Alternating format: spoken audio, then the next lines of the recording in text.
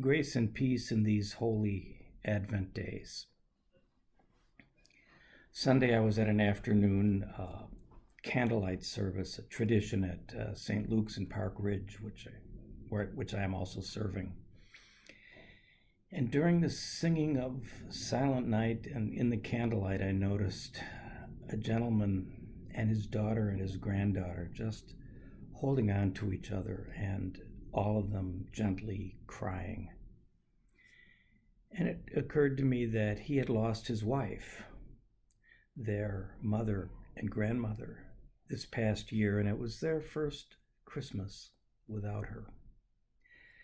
The time between Thanksgiving and Christmas can be a difficult time for many people. And I'm sure all of us, even if we're going through a good patch in our lives, have those moments when we remember with maybe sadness.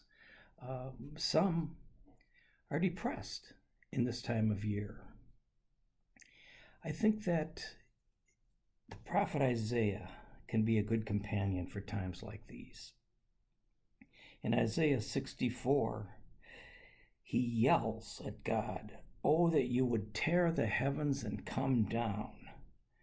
Come and shake the mountains. Make yourself known to the nations. Do the things you did in days of old, when people really knew you were God." These words are part of a lament that began back in Isaiah 63.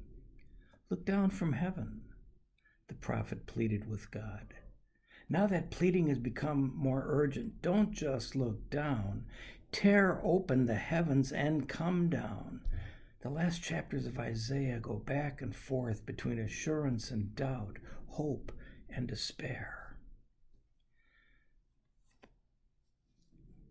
Isaiah, this section, began with words of comfort. You shall go out in joy and be led back in peace, and all the trees of the fields shall clap their hands.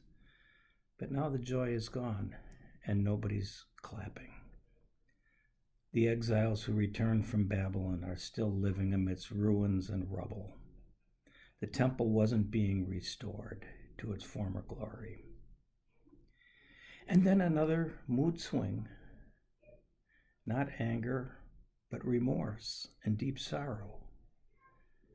The prophet confesses that all of them have sinned, but then they blame God for it. "But you were angry and we sinned. Because you hid yourself, we transgressed." It's not our fault, God. If you were not so far off, we wouldn't have sinned. We feel that whiplash of the prophet's honest feelings: anger, longing, confessing, blaming. Today we might say that the prophet was depressed. I take comfort from the fact that the Bible is honest about that. That depression is real. And it's an illness. The days from Thanksgiving to Christmas can be a time of amplified loss, but also a time of amplified caring. Some congregations plan a blue Christmas service to acknowledge feelings of loss, anxiety, and depression. These honest, holy gatherings assure people that they're not alone in their depression, and they reject the notion that depression is a lack of faith in God. Perhaps Advent can be a time to practice a triple A way of living. A, admit our feelings. I'm having a bad day. It's okay. A, ask for help. Reach out. And A, accompany one another through this season of ups and downs. Isaiah gives us permission to be angry at God, to yell at God, to be genuinely sorry when we mess up. And yet, in verse 8, the word "yet" marks another mood swing. Through the anger and sadness, the confessing and blaming, comes deep assurance. Listen. Yet, O God, you are our Father and our Mother.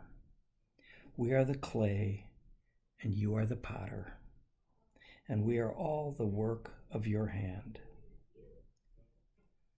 This word doesn't erase the other words or deny the feelings that we have. The prophet still longs for God to tear open the heavens and come down like we do.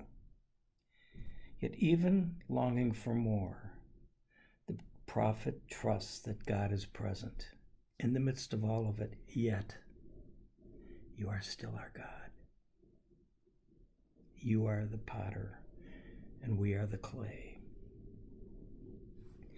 During World War II, a young woman named Etty Hillesum kept a journal of her days under German occupation in her native Holland. As she watched the slow destruction of the Jewish ghetto in Amsterdam, she wrote, "The jasmine behind my house has been completely ruined by the rains and storms of the last few days.